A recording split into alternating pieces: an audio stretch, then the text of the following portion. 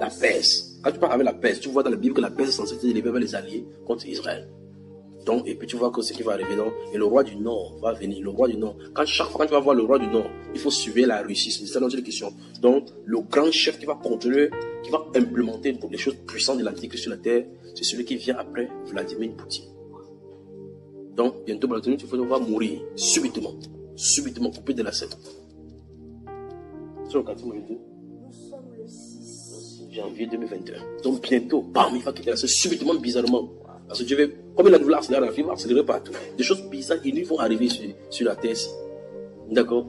Je disais de regarder dans une vision sur l'Amérique, j'ai vu quelque chose de lourd. Elle est descendue comme ça du ciel. Quand je n'avais parlé cela, il est descendu comme si c'est positionné là-bas. J'étais dans le continent en bas, j'observais ces choses-là se dérouler. On était sous le globe. Quand il a vu descendre du ciel, il s'est positionné là-bas sur le continent. Quand il regardait la façon dont il était en face de moi, il s'est tourné à sa droite, il a regardé.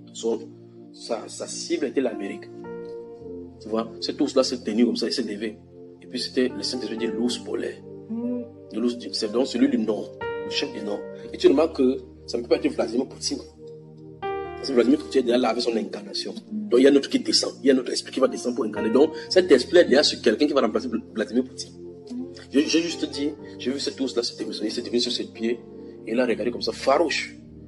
Il a regardé comme ça. Mais cette blanchée, il avait une blanchée, et il a regardé à sa droite. Donc, j'ai regardé le continent américain à ma gauche, et puis il était face à moi en haut comme ça, et puis donc il a regardé à sa droite, donc à ma gauche, il n'a pas construit, il a regardé l'Amérique. Le Saint-Esprit me dit c'est l'Amérique, parce qu'il est censé là.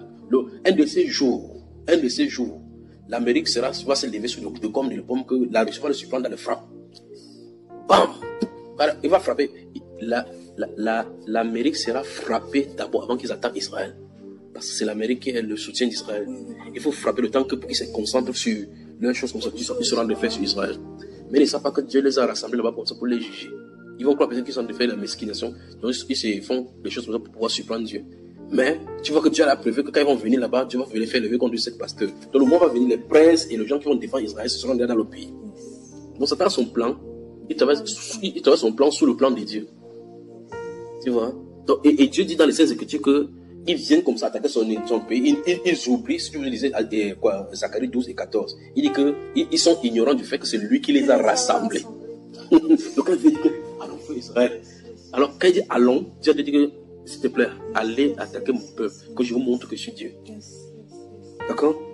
Alors dans toutes ces choses-ci, donc continue un peu. Ils feront avec l'épée leur pâture du pays d'Assyrie et du pays de Nimrod au-dedans de ses ports. Ok, tu vois donc que finalement il place la Syrie avec le pays de Nimrod. Donc c'est dans la zone de Mésopotamie.